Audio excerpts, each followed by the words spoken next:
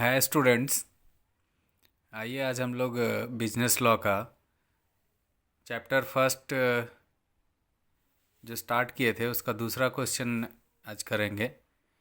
Chapter one में first question तो मैं आपको दे चुका हूँ और वो क्वेश्चन था what do you mean by mercantile law. वो इससे पहले वाले वीडियो में आप देख चुके हैं और समझ चुके हैं, फिर एक बार रिपीट किया जा सकता है उसको। आज दूसरा क्वेश्चन जो हम लोग करने जा रहे हैं और इस क्वेश्चन को आप ऐसे लिख सकते हैं, what are the sources of Indian mercantile law. Chapter one business law जो कि अभी सेमेस्टर वन में पढ़ना है BBMKU में। और इस चैप्टर में दूसरा क्वेश्चन हम लोग करने जा रहे हैं, what are the sources of Indian mercantile law या what are the sources of commercial law या फिर आप बिजनेस लॉ भी कह सकते हैं, तीनों एक ही बात है। और लास्ट क्लास भी आपको बताए थे कि मर्केंटाइल एक वर्ड है।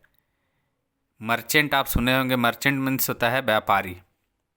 अब मर्चेंट से रिलेटेड है मर्केंटाइल, यानी व्यापार से जुड़े हुए जो कानून होते हैं उनके सोर्स क्या हैं। अब हमारे देश में जितने भी कानून बने हैं वो कहाँ से इंस्पायर्ड हुए हैं, कहाँ कहाँ से लिए गए हैं, उसमें जो नियम और प्रिंसिपल लगाए गए हैं, रूल्स वगैरह, उसके बारे में पढ़ना है आपको। हिंदी में क्वेश्चन को हम कह सकते हैं, भारतीय व्यापारिक संनियम के स्रोत क्या हैं। कि भारत में जो व्यापार से जुड़े हुए नियम और विधान है, कानून हैं, इनके स्रोत क्या हैं, कहाँ कहाँ से इन कानून को लिया गया है।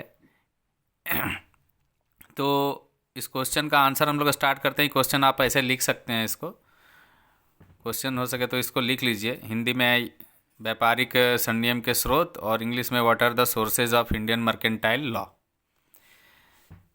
लिखिए आप यहाँ, भारतीय व्यापारिक संनियम के निम्नलिखित स्रोत हैं, हिंदी में लिख लीजिए। और इंग्लिश में following are the sources of Indian mercantile law, जिसमें से सबसे पहला पॉइंट है स्टैट्यूट्स। और स्टैट्यूट्स का मतलब क्या होता है वो आपको बता रहे हैं। हिंदी में लिखा हुआ है, संसद या विधानसभा द्वारा निर्मित किए गए कानून। संसद, हमारे देश के जो संसद होते हैं, उन संसद या विधानसभा के द्वारा जो कानून बनाए जाते हैं, जैसे हमारे देश में GST का कानून बनाया गया और भी कई तरह के बिल जो पास किए जाते हैं, आप सुने होंगे। तो हमारे देश में जो लेजिस्लेटिव असेंबली है या पार्लियामेंट है, वहाँ से भी कानून बनाए जाते हैं। इसीलिए कहा गया कि पहला स्टैट्यूट्स का मतलब है a law enacted by the legislative branch of government. हमारे देश में पार्लियामेंट के द्वारा भी कानून बनाए जाते हैं। बहुत सारे कानून का एग्जाम्पल दिया जा सकता है जो रिसेंट में, जैसे 3 तलाक बिल है ना, GST कानून है, GST बिल है। तो पहले किसी भी कानून को बिल के रूप में पेश किया जाता है और दोनों सदनों में, यानी लोकसभा और राज्यसभा में, उसको पास करने के बाद उसको कानून का रूप दे दिया जाता है। तो आप कह सकते हैं कि अगर हमारे देश में व्यापार से जुड़े हुए जो संनियम है या व्यापार से जुड़े हुए जो कानून हैं, उन कानूनों में अमेंडमेंट या जिसको हम संशोधन कहते हैं, वो पार्लियामेंट के द्वारा या विधानसभा के द्वारा किए जाते हैं। दोनों का अलग अलग स्तर है, लेकिन मुख्य रूप से आपको यही जानना है कि हमारे देश में जो इंडियन मर्केंटाइल लॉ जो बनाए गए हैं, उनके सोर्सेज पार्लियामेंट भी हो सकते हैं और विधानसभा भी हो सकता है, लेजिस्लेटिव असेंबली जिसको हम लोग कहते हैं, है ना। और आप समझ गए होंगे इसको कि संसद या विधानसभा द्वारा निर्मित किए गए जो कानून है। नंबर 2 है English common law. English common law को हम लोग बोलते हैं अंग्रेजी कॉमन लॉ। लास्ट क्लास में भी आपको ही पढ़ाया गया था कि हमारे देश में जो कानून बनाए गए हैं, चाहे वो सिविल लॉ है, क्रिमिनल लॉ है या इनकम टैक्स लॉ है या फिर अभी आप बिजनेस लॉ पढ़ रहे हैं, इस सभी लॉ कहीं ना कहीं अंग्रेजी कॉमन लॉ से इंस्पायर्ड है। और इसका इंस्पायर्ड होने का वजह आपको लास्ट क्लास में वो भी बोला गया था कि हमारे देश में अंग्रेज़ों ने लगभग 250 वर्षों तक राज किया, और जब देश आज़ाद हुआ तो आज़ाद होने के बाद भी उनका कानून आगे इम्प्लीमेंट किया गया और जहाँ जहाँ कमियाँ देखी गई, कुछ अमेंडमेंट भी किए गए। तो दूसरा आप सोर्स कह सकते हैं कि भारत में आज भी जो कानून चलाए जाते हैं या हैं, वो कहीं ना कहीं अंग्रेजी कॉमन लॉ से इंस्पायर्ड हैं, प्रभावित हैं, और उनको कानून के रूप में आगे चलाया भी जाता है। तो ये दोनों नियम आप पढ़ लिए। एक तो संसद या विधानसभा द्वारा निर्मित किए गए जो कानून हैं उनसे हमारा भारतीय व्यापारिक संनियम यानी इंडियन मर्केंटाइल लॉ इंस्पायर्ड है। दूसरा इंग्लिश कॉमन लॉ से इंस्पायर्ड है। और तीसरा पॉइंट अब हम लोग पढ़ेंगे इसमें। तीसरा पॉइंट क्या है? Indian mercantile custom and usages. अब Indian mercantile custom and usages का मतलब भारतीय व्यापारिक रीति रिवाज। अब भारतीय व्यापारिक रीति रिवाज का एक दो एग्जाम्पल आपको दिया जा सकता है कि देखिए हमारे यहाँ, हमारे देश में जो व्यापार का जो तरीका है ये प्राचीन काल से चलता आया है। तो इसका एक ताज़ा उदाहरण दिया जा सकता है। शायद आप बिल पढ़े होंगे, बिल। तो आज के दौर में हम लोग बिल का प्रयोग करते हैं, लेकिन बिल को पुराने ज़माने में हुंडी कहा जाता था। हुंडी आप सुने होंगे, पढ़े होंगे कभी, तो आपको जानकारी होगा। इसी का नाम एक तरह से हुंडी का प्रयोग को रिप्लेस करके वहाँ बिल को लाया गया है। अब इसका प्रयोग गारंटी के तौर पे, जैसे बिल में आप पढ़े हैं, बिल ऑफ एक्सचेंज आप पढ़े होंगे तो आपको पढ़ाया गया होगा कि बिल एक तरह से एक गारंटी लेटर है ड्रॉवर के तरफ से जो लिखा जाता है ड्रॉवी के लिए, और ड्रॉवी उसको साइन करके एक्सेप्ट करके फिर ड्रॉवर को दे देता है। तो आप कह सकते हैं कि हमारे यहाँ का जो, हमारे देश में जो मर्केंटाइल लॉ है ना, जो व्यापारिक संनियम है, वो कहीं ना कहीं जो पुराने रीति रिवाज थे व्यापार करने के, उनसे भी प्रभावित है। अब हुंडी एक तरीका था, हुंडी को प्रयोग किया जाता था बिल के तौर पे। अब आज उसको हम बिल का नाम देते हैं, अब हुंडी नहीं बोलते हैं हम लोग उसको, बिल ऑफ एक्सचेंज बिल का नाम देते हैं। आप प्रोमिसरी नोट का भी नाम पढ़े होंगे इसमें। तो पुराने रीति रिवाजों के अनुसार हुंडी का प्रयोग किया जाता था लेन देन में, व्यापार में, और अब उसको बिल, उसका जगह बिल ले लिया है रिप्लेस करके। तो Indian mercantile and custom uses आप कह सकते हैं कि एक सोर्स है आज के डेट में भारतीय व्यापारिक संनियम का, यानी इंडियन मर्केंटाइल लॉ का। फिर उसके बाद पॉइंट्स है principle of equity and justice, जिसको हम लोग बोलते हैं साम्य एवं न्याय सिद्धांत।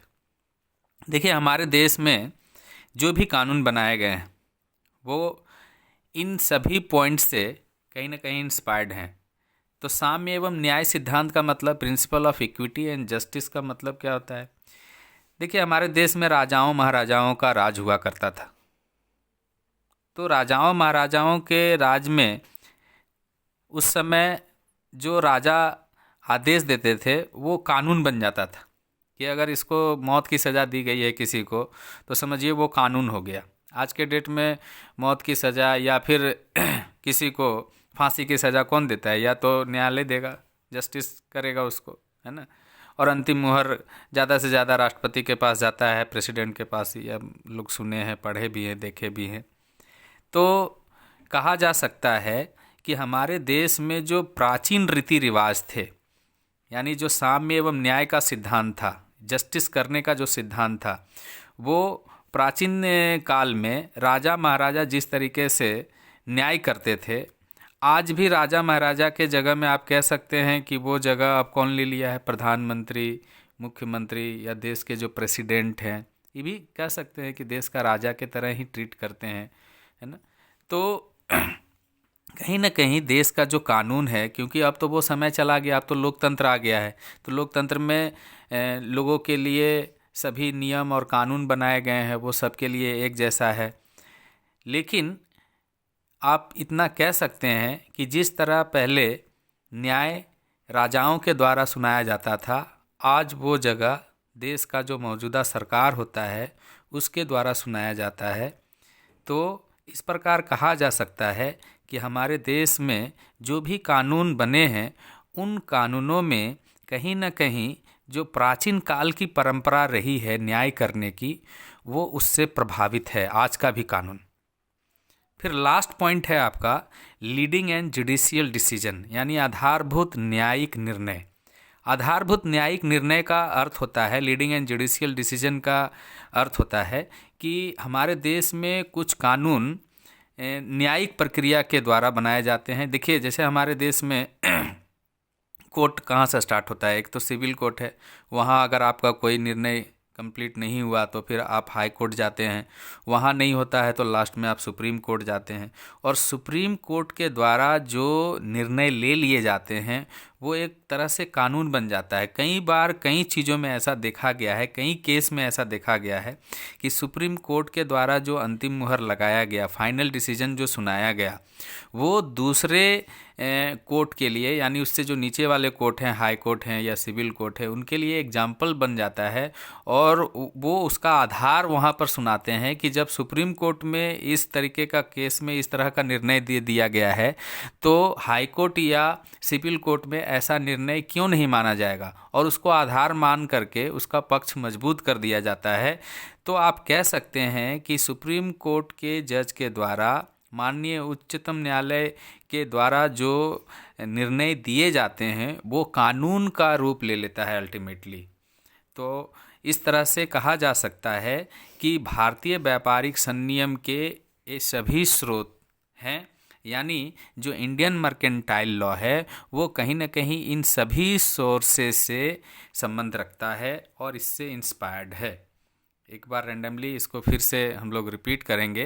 पहला, स्टैट्यूट्स, यानी स्टैट्यूट्स का मतलब क्या होता है, a law enacted by the legislative branch of government, है ना, यानी संसद या विधान सभा द्वारा निर्मित किए गए कानून। नंबर टू है इंग्लिश कॉमन लॉ, यानी अंग्रेजी कॉमन लॉ। और नंबर 3 है Indian mercantile customs and uses. और फिर है भारतीय व्यापारिक रीति रिवाज, इसका हिंदी बोलेंगे हम लोग। और नंबर 4 है principle of equity and justice, यानी साम्य एवं न्याय सिद्धांत। और नंबर 5 है लीडिंग एंड जुडिशियल डिसीजन, यानी आधारभूत न्यायिक निर्णय। तो ये पांचों पॉइंट्स एग्जाम में अगर ये क्वेश्चन आता है आपका कि भारतीय व्यापारिक संनियम के स्रोत क्या हैं, तो ये पांचों पॉइंट्स आप याद कर लीजिए। और पॉइंट्स याद करके फिर जो आपको समझाया गया उसको अपनी भाषा में, आप अपने लैंग्वेज में आप आंसर दीजिए, और इसको डिस्क्राइब करके, और कम से कम 2 पेज तो आपको लिखना चाहिए, और उस हिसाब से आपको मार्क्स मिलेगा। तो इससे पहले वाला जो हमारा क्वेश्चन था वो हम लास्ट क्लास पढ़ाए थे, आपको एक बार दिखा दे रहे हैं ताकि आप इसको एक बार देख लें। लास्ट क्लास यही पढ़ाया गया था, हो सके तो इसका भी स्क्रीनशॉट ले लीजिए अगर जो बच्चे फर्स्ट वाला नहीं लिए हैं, कि what do you mean by mercantile law, जिसमें व्यापारिक संनियम से आप क्या समझते हैं। हिंदी में ही क्वेश्चन था, व्यापारिक संनियम से आप क्या समझते हैं, ये सारा पढ़ाया हुआ है। आप चाहें तो वीडियो पीछे वाला रिपीट करके देख सकते हैं, और ये सारा पॉइंट समझाया हुआ है। इसमें आज ज़्यादा समय नहीं लिया जाएगा, केवल आपको जिनका छूटा हुआ है उनके लिए हम दिखा दे रहे हैं, और यहाँ से आप नोट कर लीजिए इसको। और इसके बाद जो आज क्वेश्चन करवाया गया है वो क्वेश्चन क्या है, what are the sources of Indian mercantile law. आप मेरा वीडियो अंत तक देखिए, और इस तरह से हम लोग धीरे धीरे सारा टॉपिक जितना चैप्टर्स है उसका वीडियो बनाते जाएंगे और अपलोड करते जाएंगे। आप अपने दोस्तों में हमारा वीडियो शेयर कर दीजिए, जो ट्यूशन नहीं किए हैं या नहीं कर पा रहे हैं, या फिर जो कर रहे हैं और उनका रिवीजन के लिए ये काम आएगा।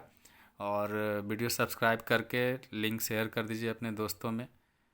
और कैसा लगा आपको दोनों टॉपिक, आप कमेंट बॉक्स में ज़रूर बताइएगा। चलिए आज के लिए इतना ही। Thank you very much for watching this video.